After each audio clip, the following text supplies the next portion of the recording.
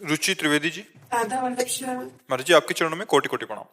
गुरुदेव, ऐसा क्या करें कि मेरा ये जन्म अंतिम जन्म हो? भगवान के आश्रित हो जाओ, नाम जप करो। दो बातें, बिना पैसा का काम है।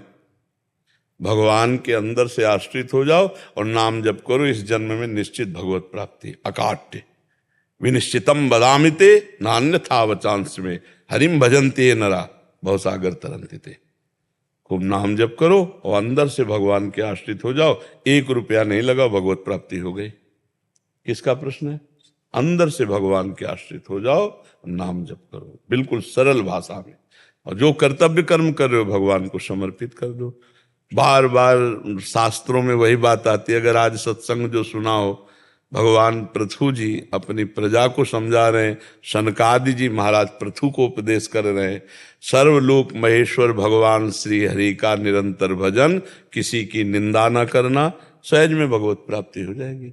जो भगवान की चर्चा सुनते हैं, आज सुना कि एक है कि यज्ञ में हवन करता है और एक है कि भक्तों के मुख में डालता है, संतों को पवाता है। तो भगवान कहते हैं मैं संतों के मुख से, जो भक्तों के मुख से पाता हूं, मैं बहुत प्रसन्न हो जाता हूं।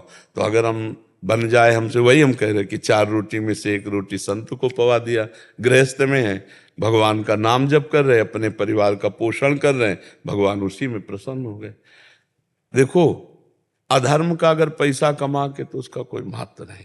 और धर्म से अगर 1 रुपया दे दिए ना, और 1 रुपया का नमक ला करके दाल में डाल दिया गया, तो सैकड़ों संत पाए ना। सैकड़ों संत सेवा हो गई 1 रुपया में।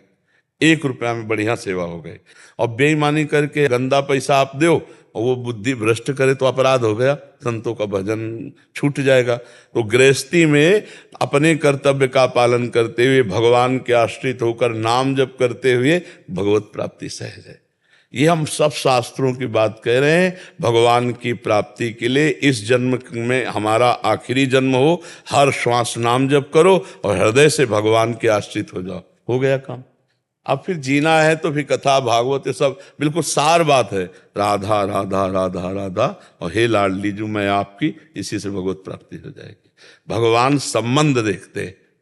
एक जगन्नाथ जी के सेवक थे जो अंग सेवी, और वो गलत संग से वैश्यागामी हो गए, वैश्या का संसर्ग करने लगे। तो आपस में सब जितने पार्षद थे सब एकत्रित हुए और उनको बुलाया और कहा या तो जगन्नाथ जी को पकड़ो, वैश्या छोड़ो, और या जगन्नाथ जी को छोड़ो, वैश्या के पास जाओ।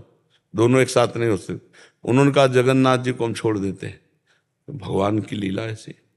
तो जब वो शरीर उनका पूरा हुआ, पूरे चरित्र के हम सारांश में होता है, तो जगन्नाथ जी ने अपने निजी पार्षद से कहा उनका अंतिम संस्कार ऐसे करो जैसे हमारे पार्षदों को होता है।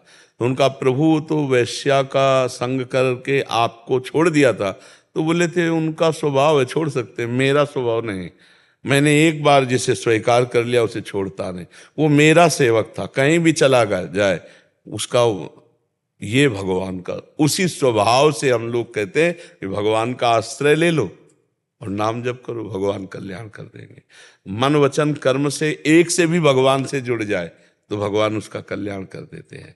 अजामिल ने अपने पुत्र के बहाने नारायण बुलाया तो भगवत प्राप्ति हो गई।